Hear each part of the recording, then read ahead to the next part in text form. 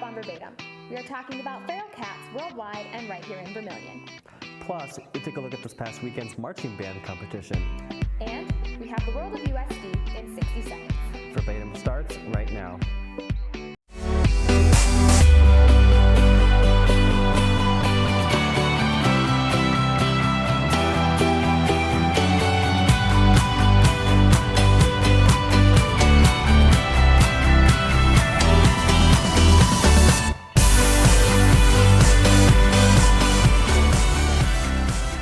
Welcome back to another episode of Verbatim.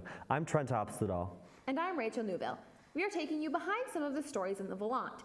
A new issue is on newsstands today and on volantonline.com. Rachel is a reporter for the Volant, and she joins me today to talk about feral cats, both here and abroad. So Australia has just announced that they are planning on killing 2 million cats by the year 2020. Right, these feral cats are a very big problem.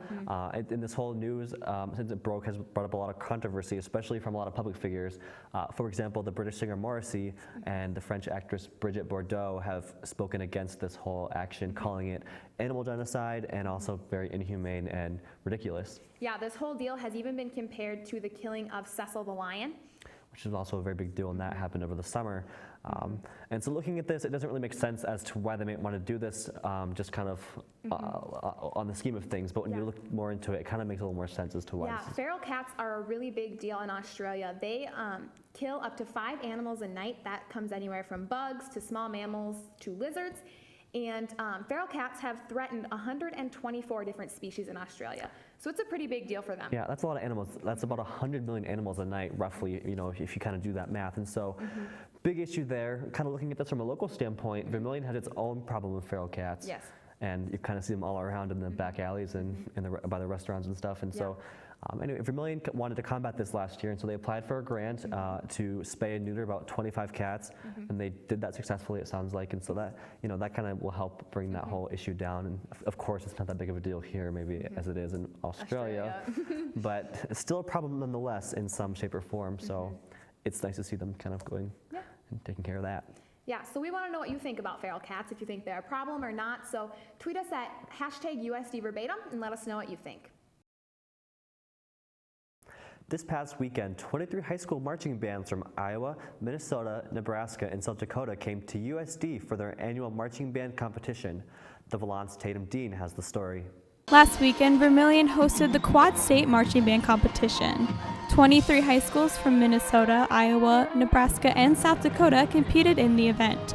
However, for some schools, this was the end of the season. Gabrielle Dodd, a senior at Mitchell High School, says she's proud of what she's accomplished this season. Pretty proud. We did really good this season, so it's wonderful. I mean, I don't want to stop performing the show because it's probably one of the best shows I've had in 4 years, but I love band. The Mitchell Marching Band performed their 2015 show entitled Dance with the Devil. Dodd says that the group was more than prepared for the competition. I think it's because we've come so far in our season that we're ready for this one. We're ready to perform in the Dome, and we're ready to perform at our best and end with a good one. The band finished with a first place win in Group 4 and took home the Cadet Award of Excellence for overall effect, creativity, and pursuit of excellence. Coming up after the break, we'll be taking a look at the 23 marching bands that came from around the area to USD this past weekend. We'll be back in just 15 seconds. Cinderella found the pet that fits her perfectly, and you can too. Share your heart, share your love. Make a shelter pet part of your world. Happily Ever After begins at theshelterpetproject.org.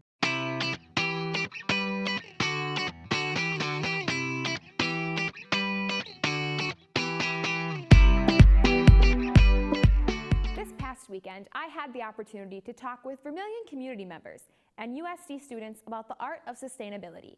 Here's a look at the story. This weekend, USD joined Greening Vermillion to talk about the art of sustainability.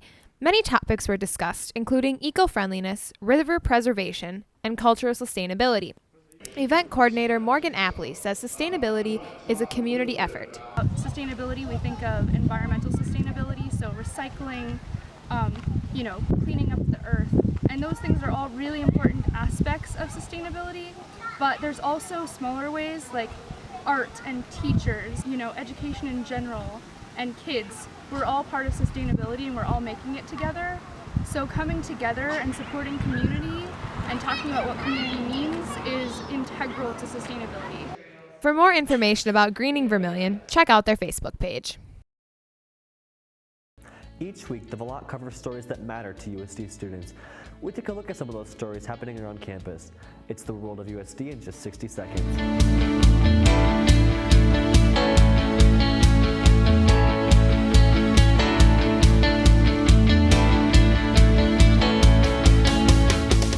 On Monday, attorney Bridget Wilson came to the USD Law School to talk about events affecting LGBT service members and the future of transgender members in the military.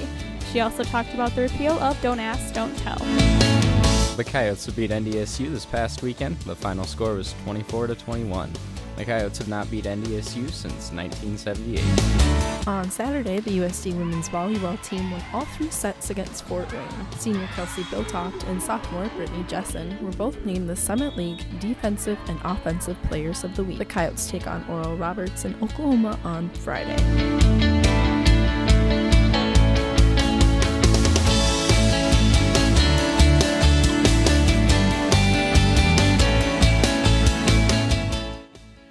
Happening this week at USD. This week is Career Week. There will be many events going on throughout the week, including a career fair today in the Mook from 3 to 4. If you're looking for something to do on Thursday, the theater department will be hosting a show called Venus and Fur. You can buy tickets online or at the box office in the Fine Arts Building. Thanks for joining us today on this week's Verbatim. A special thanks to Coyote News for letting us use their studio. Their show will air live at 5 and again at 6 tonight. Be sure to tweet us with the hashtag USD Verbatim. We'll see you again next week. The Volant is now on your iPhone and iPad with Apple News. Subscribe today.